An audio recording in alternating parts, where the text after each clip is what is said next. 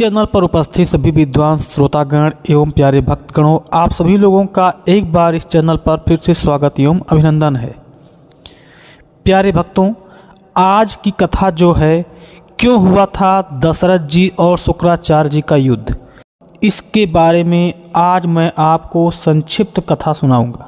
इस कथा को सुनाने से पहले आप लोगों से निवेदन करता हूं कि आप लोग अगर इस चैनल को पहली बार देख रहे हैं तो कृपया चैनल को सब्सक्राइब करके घंटी वाले निशान को दबा दें, ताकि मैं जो भी वीडियो बनाऊं तो उसकी सूचना आपको आपके मोबाइल स्क्रीन पर सबसे पहले दिखाई दे।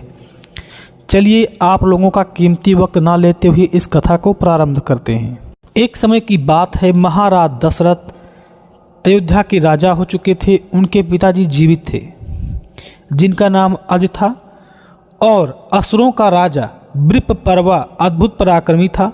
उसने शुक्राचार्य द्वारा वृषबंध नामक प्रयोग कराया। ऐसा प्रयोग कि जिससे वर्षा नहीं होती है, सूखा अकाल पड़ जाता है। उन्होंने मन में गर्व करते हुए मेघों को आकृष्ट किया। इससे 12 वर्षों तक अनावृष्टि वर्षा का अभाव हो गई।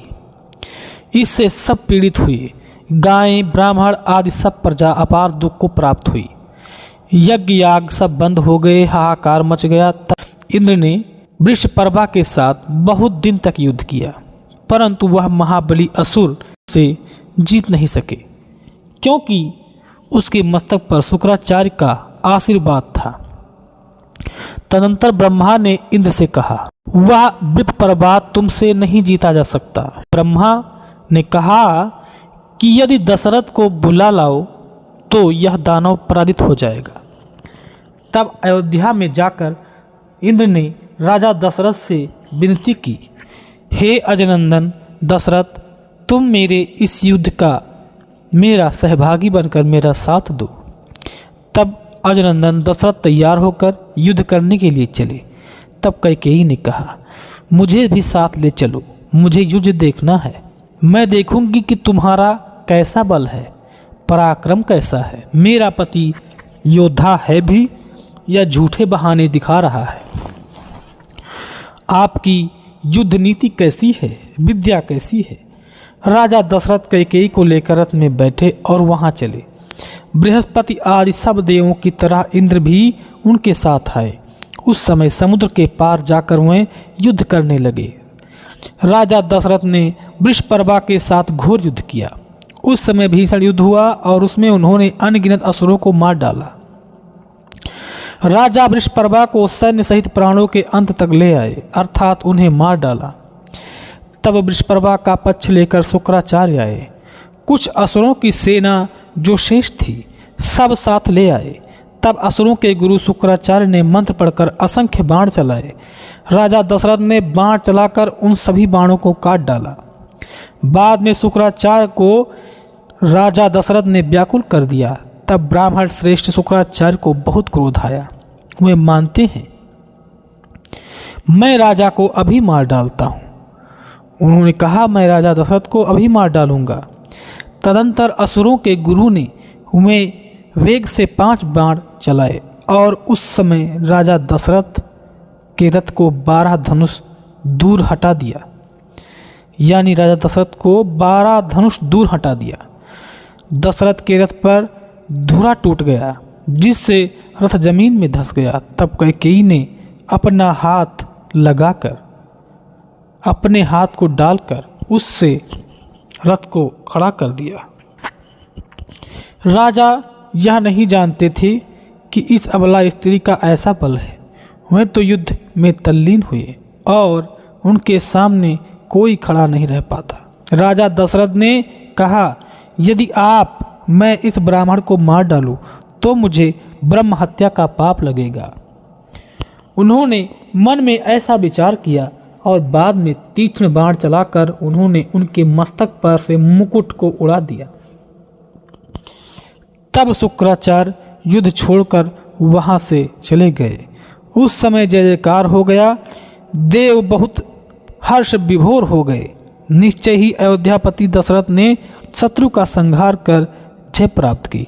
राजा ने कैकेयी को सामने देखा तो विस्मित हो गए। उन्होंने रथ के पहिए में धुरे के स्थान पर रानी का हाथ देखा। अजनंदन दशरथ प्रसन्न होकर बोले, वरदान मांगो, वरदान मांगो। तुमने मुझे रण में सफलता दिलाई और मेरे मान की प्रतिष्ठा रखी है, इसलिए जो इच्छा हो वो मांग लो। मैं तुमको आज 2 वर देता हूँ।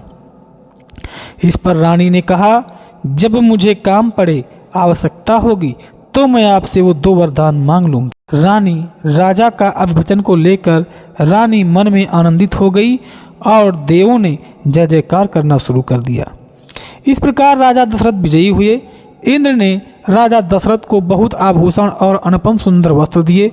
उस समय बृहस्पति ने दशरथ को आशीर्वाद दिया। फिर इंद्र ने पूछा, राजन, तुम्हारे घर में क्या कोई संतान है? तब राजा दशरथ की बेचैनी अनुभव हो गई। वह व्याकुल हो उठे और दुखी हुए। तब बृहस्पति ने कहा, हे राजन, चिंता न करो, तुम भाग्यवान हो। स्वयं श्री भगवान नारायण तुम्हारे पुत्र होकर अवतरित होंगे और विभांडक ऋषि का मृगी हिरणी से उत्पन्न श्रृंगी का पुत्र जो उनका पुत्र श्रृंगी है, उसके द्वारा पुत्रेष्टि नामक यज्ञ करवाओ। और वह पुत्रेष्टि मुनि है जो उससे स्त्री पुरुष में अंतर नहीं दिखाई देता है, क्योंकि वो जंगल में शुरू से रहे हैं। उनका जो जन्म हुआ था वो भी एक हिरणी से हुआ था, तो उन्होंने कभी स्त्री को देखा नहीं है, इसलिए परंतु वह गान के वश में होगा, यानी हिरणी के पुत्र के साथ। जब उनको कभी बांसुरी की आवाज़ सुनाई देगी तो ही वो समझ पाएंगे और बांसुरी की धुन में खींच चले आएंगे।